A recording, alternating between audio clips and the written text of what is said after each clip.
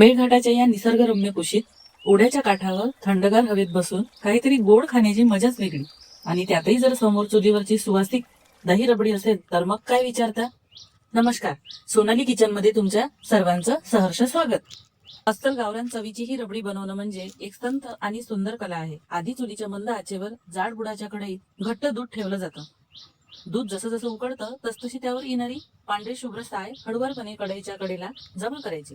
दूध हलवत राहायचं अगदी ते मूळ प्रमाणाचे 1/3 होईपर्यंत. दूध चांगलं आटून दाणेदार झालं की मग त्यात चवीनुसार साखर, वेलची पूड आणि आवडीप्रमाणे सुखा मेवा टाकायचा. कढईच्या कडेला लागलेली ती साईची परत त्यात दुधात मिक्स करायची आणि बघा, तयार झाली आपली मेळघाट स्पेशल एकदम मलाईदार आणि दाणेदार दही रबडी. स्टीलच्या वाटीत घेतलेली ही थंडगार किंवा कोमट रबडी व त्यावर दही जेव्हा जिभेवर विरघळतं ना, तेव्हा मेळघाटचा हा निसर्ग आणि ही चव कायम मनात घर करून जाते.